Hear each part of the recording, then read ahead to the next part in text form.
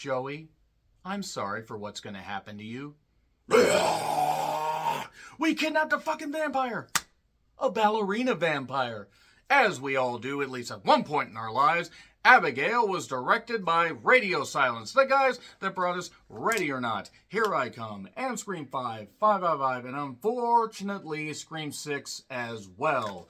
So, yeah, with that in mind, let's talk about the writers of this particular movie. You had Gary Busek, not to be confused with Big Bully Busek, if anybody actually knows who the hell that is. Shout out to you guys. Yeah, he also wrote Ready or Not, Here I Come, and Scream 5, and I already did that, and as well as Scream 6. And then you had Stephen Shields, who did The Hole in the Ground, that actually made the most of its particular premise, and I thought it had some good atmosphere and everything. Even if it ended a little bit weird, it actually turned out to be pretty good. So there's talent as far as, behind the camera and everything. And looking at the cast, you have Melissa Barrera. Speaking of Scream 5 and Scream 6, not Scream 7, because Spyglass said, oh, you want to stand up for people that are getting slaughtered, and you want to stand up for people and want them to live. How dare you? Get the fuck out of here. You played Sam. You made the pants too long. You want people to live. Go. Wait, the other director left? The other guys aren't coming back? Neve Campbell, please come back. We will give you more money. We couldn't give you enough money for Scream 6, but save our franchise that we basically have torpedoed into the goddamn earth. Melissa Barrera, by the way, is doing just fine. Good job, Spyglass Entertainment. Anyway, Catherine Newton, who started, pretty much gained a little bit of popularity with Paranormal Activity 4, where everybody got on the floor and did the dinosaur, all the way to Lisa Frankenstein. They came out just a couple months ago. I recommend you guys check that out. It's currently on the cock. Catherine Newton has really grown as just a very, fine young actress.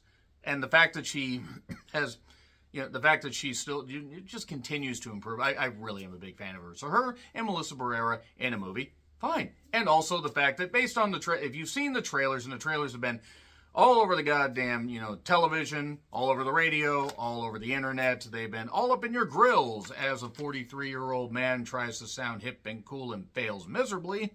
So, yes, Abigail, played by Alicia Ware, is a ballerina vampire. And why not? Why not have a little bit of fun with that premise? But how did this whole thing with them being trapped in a house with the ballerina vampire happen? So the plot, such as it is, involves, Sammy, Catherine Newton. They didn't want to name Melissa Barrera Sam. They're like, no, this will be two on the nose. These are pseudonyms, by the way, names that are given by Lambert, the sheepish lion Dan Lambert. Wait, no, not that one. Giancarlo Esposito is a name I have not heard in a while, but he's a pretty good actor.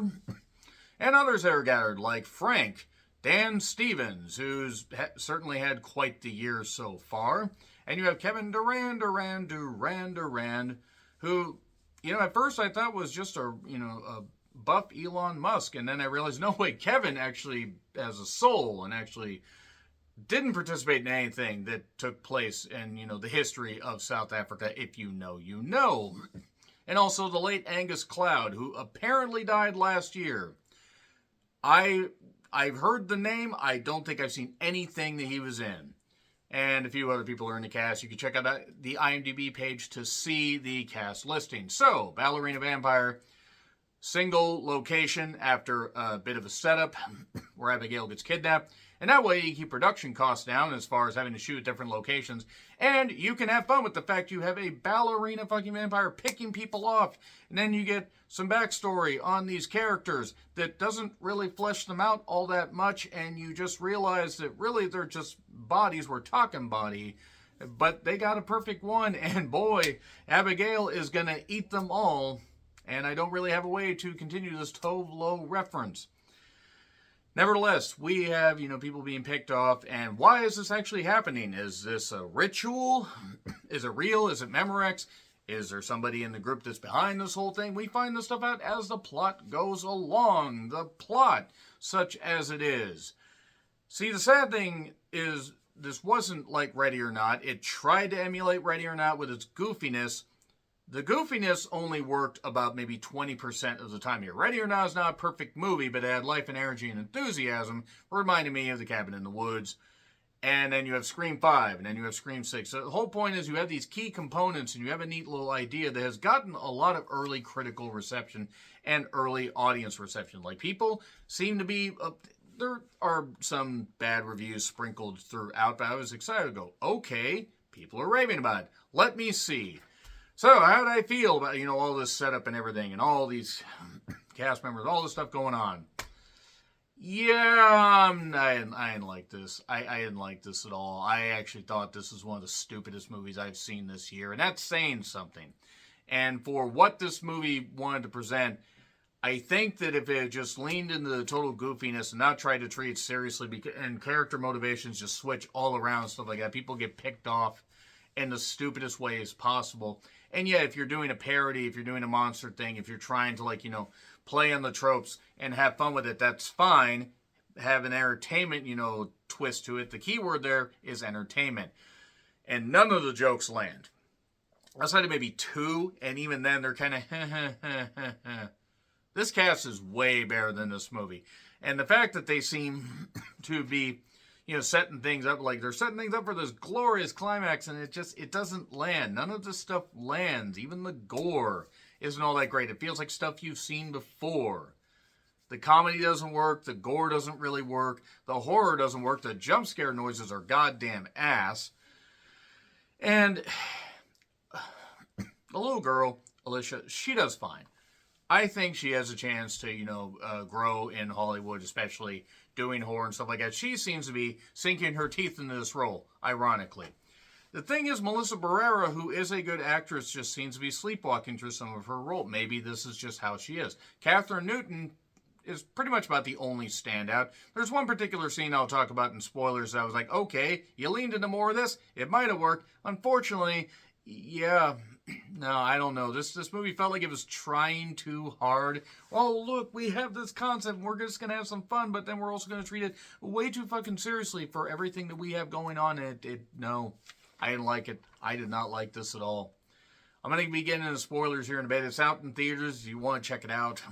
Again, I've seen worse, but it was so obvious where everything was going from the very beginning. And predictability is not the worst thing, but when you don't have anything else to, lay your hands upon the radio, you don't have anything, you don't have any, thing to stack your film on, just a flimsy premise, caves in like that.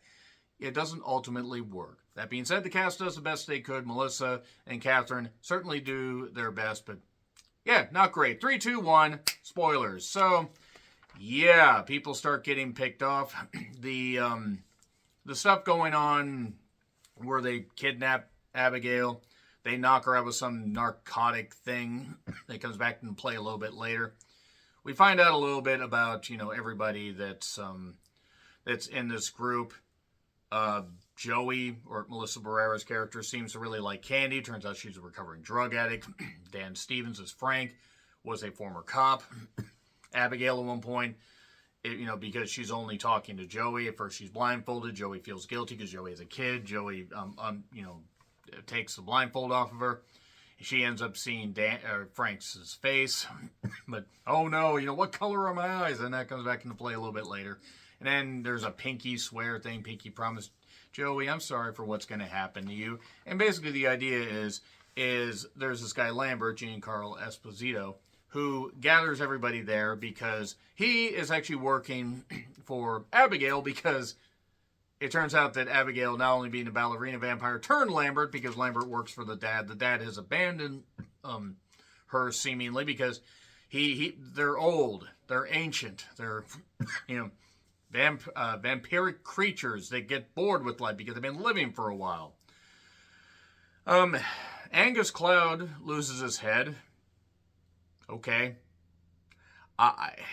I did not understand a damn thing that he said in this movie. I really was wondering what the hell was going on here. I guess he was supposed to talk kind of street, but just sounded like he hit the street. Like River Phoenix on, October 31st, 1993. That's mean. That's mean. I shouldn't have done that. I don't care.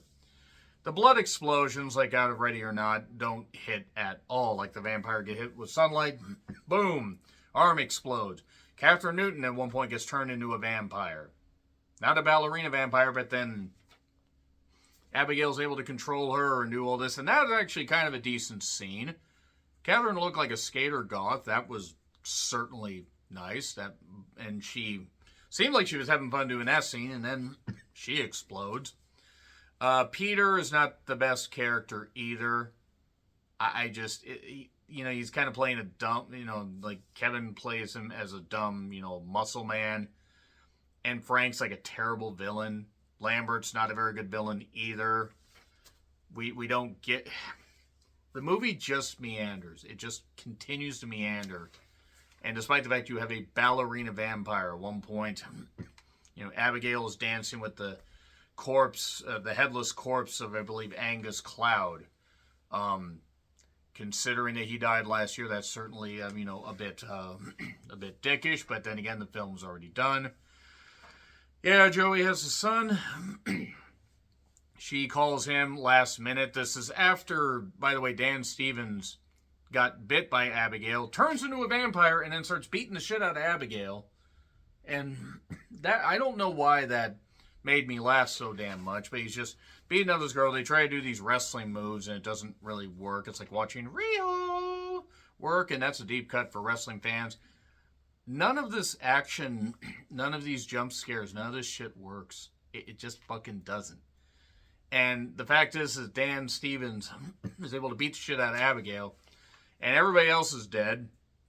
Lambert gets killed. Abigail basically talks about how you need to help, he drained me of some blood. I can't beat him on my own. Her and Joey kind of form a bond. They eventually end up killing Frank as he explodes. And then Abigail's father shows up. And, well, I'm here now. I see what you've done. And by the way, Frank also bit Joey, but because he was killed, she's fine. She can go home to her son with no money, I guess, or whatever, and she leaves. What the fuck? And that's it. That's it for that. That's it for Jesus. You have a movie about a ballerina vampire and you can't make it fun. It's just not fun. It's too serious, and then the goofy parts aren't even entertaining. It's just, I don't understand what this movie wanted to be. I do know what it was, though, and it was bad. It was pretty goddamn fucking bad. Yeah, that Catherine Newton scene where she was doing the ballerina dancing, that was kind of cool. That was kind of neat, but none of the horror element. This didn't work as a horror movie. This didn't work as a comedy. It did not work as a send-up. It didn't work as a spoof. It didn't work on any level. This really was like just a Ready or Not and Scream 6 amalgamation, but more Scream 6 and the bad parts of Ready or Not, i.e., some of the attempts at humor didn't work, but none of the attempts at humor, outside of, again, a couple chuckles, really worked here. So, yeah, F. I'm sorry. I got to give Abigail an F. So, agree, disagree, what I said? Like, share, subscribe, Twitter handle in the description. I'm Charles Rentlin. I'll see you soon.